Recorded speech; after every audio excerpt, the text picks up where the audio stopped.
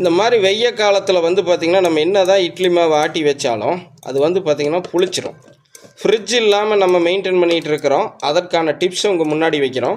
So குளிர்காலத்தில் இருக்கிறத விட வெய்ய காலத்தில் சீக்கிரம் புளிச்சிடும். அதுக்கு தான் நம்ம என்ன சொல்கிறோங்க, ஒரு 6 வகையான தானியத்தை போட்டு அரைச்சி ரெடியாக வீட்டில் மாவு ஒன்று வச்சுக்கணும். அந்த மாவு மல்டி பர்பஸாக நம்மளுக்கு யூஸ் ஆகுன்னு சொல்லியிருந்தோம். அதே நேரம் நம்மளுக்கு சுகர் ஏற்றாமல், ஒபிசிட்டி தராமல், சரிங்களா, இன்னும் வந்து பார்த்திங்கன்னா ப்ரெஷரெல்லாம் ஏற்றாமல், மலச்சிக்கல் இல்லாமல் நம்மளை ஆரோக்கியமாக வச்சுருக்குன்னு சொல்லியிருந்தோம். இப்போ அதோடைய பயன்பாட்டை தான் இப்போ பார்த்துட்ருக்கீங்க. ஆக்சுவலாக நம்ம இழந்த சக்தியை ஈடுகட்டும் இட்லி ஆட்டி வச்சுருந்தோம். ஆனால் அது நல்லா புளிச்சிருச்சு.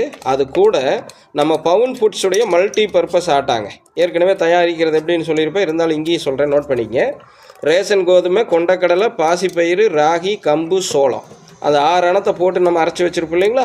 அந்த மாவை இப்போ இது கூட தேவையான அளவு சேர்த்து கலக்கி ஒரு அரை மணி நேரத்துலேருந்து 1 மணி நேரம் ஊற விட்டு அதுக்கப்புறம் தோசை சுட்டோம்னா அந்த கொடுன்னு புழுப்பாயிருக்கும் பாருங்கள், அந்த புழுப்புலேருந்து நம்ம தப்பிச்சுக்க முடியும்.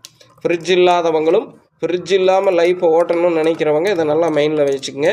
இதில் என்ன பர்பஸ் இருக்குங்க, நம்மளுக்கு வெறும் கார்போஹைட்ரேட் மட்டும் நம்ம சாப்பிட போகிறதில்ல. ப்ரோட்டீனு சாப்பிட்றோம், நார்ச்சத்தும் சாப்பிட்றோம், விட்டமின் மினரலும் சாப்பிட்றோம். ஸோ 66 வயதில் இப்போ பார்த்திங்கன்னா நம்ம பவுனம்மா தான் கலக்கிட்டு இருக்காங்க.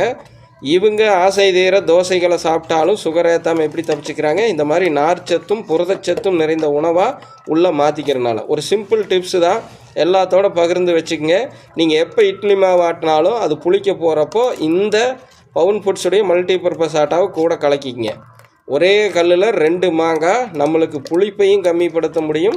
2வது எத்தனை பலனுங்க, சுகர் இல்லாமல், ப்ரெஷர் இல்லாமல், ஒபிசிட்டி இல்லாமல், மலச்சிக்கல் இல்லாமல் வாழ முடியும். ஸோ மைண்டில் வச்சுங்க. இன்னும் நிறையா வைக்கிறேன். நான் உங்கள் ஜெம்சி குரு, உங்கள் பவுனம்மாவுடன்.